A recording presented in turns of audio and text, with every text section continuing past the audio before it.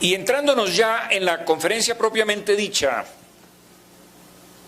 los criollos tenían un gran afecto por España.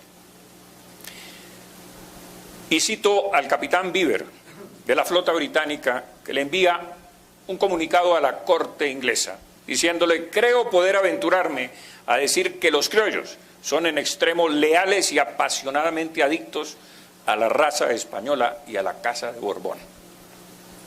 Claro, esto nos enmarca en el problema de ¿qué pasó?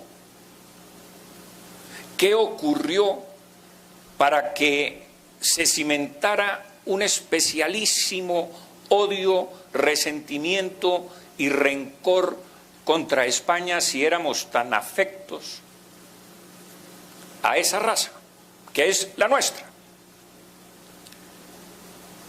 La leyenda negra, tejida por holandeses, franceses, italianos e ingleses. Y esa leyenda negra antiespañola tiene varios componentes: el componente político, el componente religioso, el componente judío, y veremos otros componentes. El componente político, porque España se constituyó en el hegemón de Europa, dominio absoluto, militar y político sobre Europa, entre otras cosas porque Carlos I de España tenía el gran proyecto de unificar Europa, que es lo que estamos viendo hoy. Ese proyecto nace en el siglo XVI con Carlos I de España, que es la unificación política de Europa. Y ahora se viene a cumplir. Por supuesto, el odio también nace de las guerras contra Francia, contra Italia, contra Clemente VIII, como ya lo mencioné, contra la Liga de Esmacalda, que estaba compuesta por príncipes protestantes. Por el racismo europeo. ¿Por qué por el racismo europeo? Porque es que Isabel, la católica, en una orden real, permite que los españoles se casen con indias y con negras. Porque dice, son vasallos con iguales derechos de España. Dice la pragmática. Por supuesto, eso fue recibida por las otras potencias como una transgresión de marca mayor para la pureza racial del resto de Europa. La rebelión holandesa. Es que la rebelión holandesa, señores, ahora veremos, dura 80 años.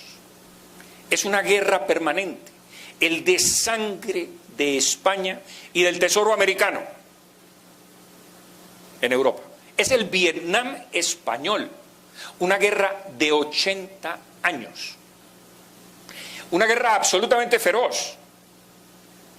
Porque cuando, por ejemplo, el hijo del duque de Alba, don Fradrique Álvarez de Toledo, le informa a su padre que lleva un año sitiando una ciudad holandesa y le dice que va a levantar el sitio porque no puede tomársela y porque los enemigos vienen detrás para arrollarlo, está ante los muros de la ciudad y el enemigo se aproxima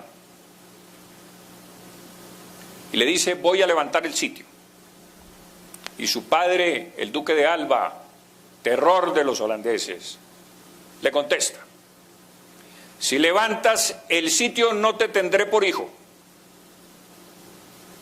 Si lo llegaras a levantar, iré yo a combatir, y si muero en la batalla, vendrá tu madre de España a continuar la guerra. Ese era el ánimo que traían los españoles desde la conquista de Granada y por el cual se vuelcan sobre el resto del mundo. La guerra contra los moros dura 800 años. Se dice muy rápido, señores, pero son 800 años de desangre. y 300 más en el resto de Europa. Son 1100 años de guerra. España no tuvo paz un solo momento en su historia, ni como país que expulsa a los moros, a los invasores, ni como país hegemónico, que cabe decir, y es importante recalcar, es la primera nación europea. El resto de Europa está fraccionada en principados, rivalidades, etcétera. España se consolida como una sociedad unitaria. Y es importante, porque por primera vez surge una nación. Y ese impulso de la guerra de 800 años, por supuesto que imprime una característica fundamental en el ánimo, en la personalidad, en el carácter de los españoles. Lo sabemos nosotros, los hispanoamericanos, cuando vamos a España nos sentimos que nos tratan muy fuerte, pero es que entre ellos se tratan muy fuerte, son fuertes en el trato. Es casi un cuartel en el trato. Y esa es una característica, pienso yo, que proviene de todos esos años de guerras permanentes. La guerra religiosa de 1524 a 1697 dura 173 años. En los Países Bajos de 1568 a 1648 dura 80 años. Y tiene una guerra simultánea con Austria, Bohemia, Francia, Dinamarca y Suecia, que dura 30 años simultánea con la guerra de los 80 años. Es el mundo contra España. ¿Y qué pasó con el tema judío? Bueno, todos sabemos que por razones religiosas, quizás por algunas exageraciones, quizás por algunas inquinas, Isabel decide expulsar a los judíos de España para unificar la corona de Castilla con la corona de Aragón y unificar el resto del país. Y los expulsan. Los que se quedan no pierden sus propiedades y los que se van pueden llevarlas. Es decir, sus pertenencias, su oro, evidentemente sus casas no, pero sus valores sí. Pero es que España no es el único país que expulsó a los judíos. Inglaterra los expulsa en 1290, Francia en 1306, 1321 y 1394, Alemania e Italia en el siglo XIV y en el siglo XVI, Hungría en el 1349, Austria en 1421, Lituania en 1445 y 1495, Portugal en 1497, Bohemia y Moravia en 1744. Pero la única expulsión, señores, que se conoce es la española. La expulsión de los judíos. Es parte de la leyenda negra. Pero es que las otras naciones tenían otras razones para expulsar a los judíos. Y es que sus respectivas cortes y coronas estaban endeudados con los banqueros judíos y para no pagarles las deudas los expulsaron de sus países. Dos razones completamente distintas. El tema indígena, que parte de Bartolomé de las Casas, un fraile que observó, por supuesto, algunos abusos de los conquistadores españoles. Pero esa no era una política de la corona, y además era seriamente castigada. Y esos abusos no podían generalizarse, como no se puede generalizar hoy en día que los supuestos paramilitares que actúan en Venezuela tengan que pagar por ellos los colombianos expulsándolos a todos.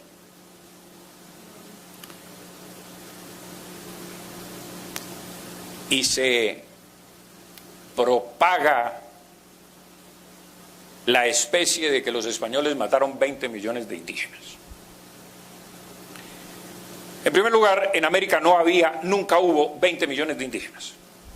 Jamás, según los censos. Nunca. Pero en 107 años, señores, y me he tomado el trabajo de mirar los registros de la inmigración española a América, de los barcos, de 1493 a 1600. Son 107 años.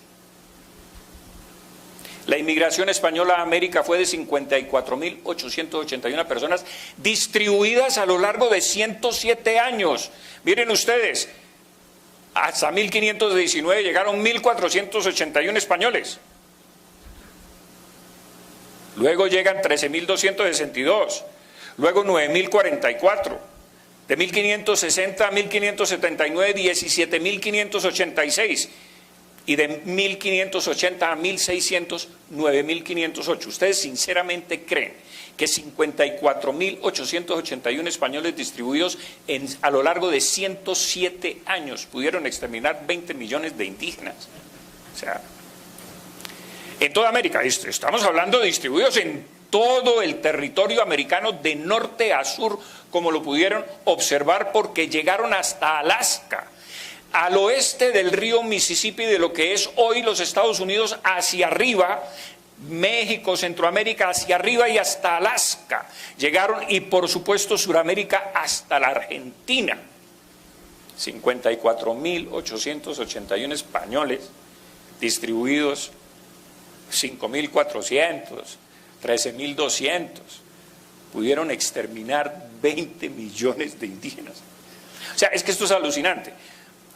La verdad estadística y por supuesto la censal, que no se las voy a mostrar para no cortar con datos y datos esta conferencia, demuestran que fue más bien la asimilación, el mestizaje, que fue minando, por así decirlo, la raza pura o las tribus indígenas. Se asimilaban, como hoy se asimilan los Nukak Makuk, cuando se toman una Coca-Cola, dejan la selva y se exilian en la civilización. Y la verdad científica, según los últimos estudios de Harvard, de médicos especializados en enfermedades, en paleontólogos, que han estudiado los huesos de los aztecas, han encontrado un virus que se llama el virus Cocolistli, que exterminó buena parte de los aztecas y buena parte de los españoles, que es, inclusive se dice que ese virus todavía puede producir una mortandad en América. El virus existe y les iba a mostrar a ustedes el video que tengo en mi poder sobre todo el hallazgo y las investigaciones de laboratorio y los huesos y los entierros y todo lo que se ha examinado, y no cabe ninguna duda que los indígenas perecieron más por este virus que por la acción de los conquistadores, entre otras razones porque no se encuentran marcas en los huesos de haber perecido en batallas o haber sido maltratados de alguna manera. Y el Vaticano abrió en 1998 los archivos secretos de la Congregación para la Doctrina de la Fe, que era el antiguo Santo Oficio de la Inquisición, ordenada por Juan Pablo II. Y a eso me voy a remitir para darles a ustedes las estadísticas de la Inquisición. La Inquisición católica, señores, que es la española, en 250 años en toda América fueron ejecutadas 100 personas. En Cartagena de India solo fueron ejecutadas 5 personas en 3 siglos. Hay un palacio de la Inquisición en Cartagena llena de instrumentos de tortura. Y vayan ustedes y pregúntenle al curador, al director del museo, si esos instrumentos se usaron, y les va a decir que nunca se usaron esos instrumentos. En España fueron ejecutadas 46 personas de 125.000 procesos abiertos. Y la Inquisición protestante en Alemania sola ejecutó 10.000 personas en 10 años. En Europa 50.000 personas de 100.000 procesos abiertos. Pero resulta que la Inquisición, la mala, la perversa, la que torturaba, la de Torquemada, la de las hogueras, de los autos de fe, es la española. ¿Y por qué no se habla de la Inquisición protestante? Claro, porque esto tiene mucho que ver con la propaganda, señores. Tiene que ver con esa propaganda infame de las potencias rivales a España que nos metieron el cuento de los horrores de los españoles. Es más, les quiero comentar, 46 personas fueron ejecutadas. Iban a ejecutar otras cuantas, pero esas otras cuantas las ejecutaron en efigie, en muñecos, porque no las encontraron. Esa es la verdad histórica. Y estos son los archivos del Vaticano. No me los he inventado yo.